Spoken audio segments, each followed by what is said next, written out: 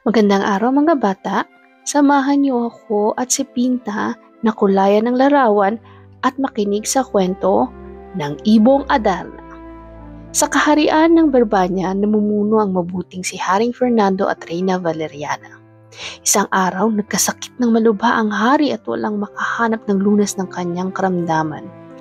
Ayon sa manggagamot, ang tanging makapagpapagaling sa kanya ay ang awit ng mahiwagang Ibong Adarna, isang ibon na nanirahan sa puno, Piedra Plata sa bundok ng Tabor.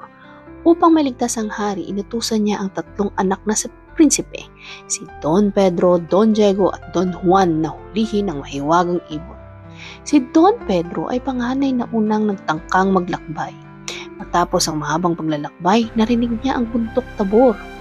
Ngunit hindi niya nahuli ang ibon. Sa halip siya ay natulog sa ilalim ng punong Piedra Plata. At nang inabutan siya ng ipot ng ibon, siya ay naging bato. Ang sumunod na si Don Diego ay nagtangkang huliin ng ibon, ngunit nagkaroon din ng parehong kapalaran. Sa wakas, si Don Juan ang bunsong prinsipe ang naglakas loob maglakbay. Sa daan, nakatagpo siya ng isang ermitanyo na humingi ng tulong. Pinakain at inalagaan siya ni Don Juan, kaya't kabilang gantimpala, bigyan siya ng payo kung paano mahuhuli ang Ibong Adarna. Sinabi ng ermitanyo na kailangang sugatan ni Don Juan ang kanyang sarili gamit ang kutsilyo upang manatiling gising habang umaawit ang ibon ng itong nakakaakit na awit. Sa tulong ng payo ng ermitanyo, matagumpay na nahuli ni Don Juan ng Ibong Adarna.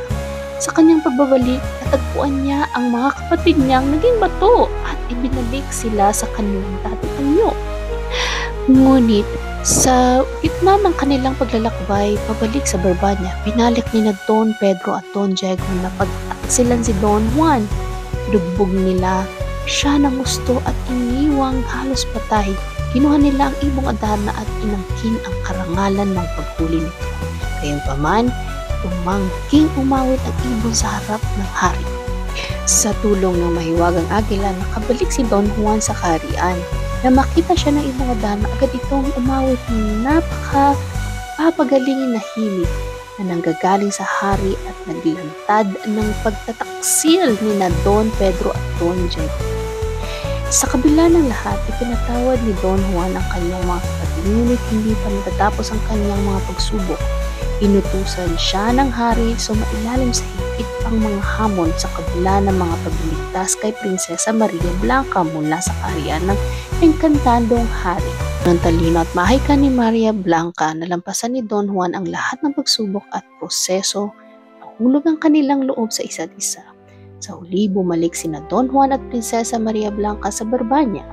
Dahil sa kabutihang tapang at determinasyon ni Don Juan, siya ang napiling tagapagmana ng trono. Mahusay silang masaya at pinatawad siya ang kanyang mga kapatid bilang tanda ng kanilang kabutihan.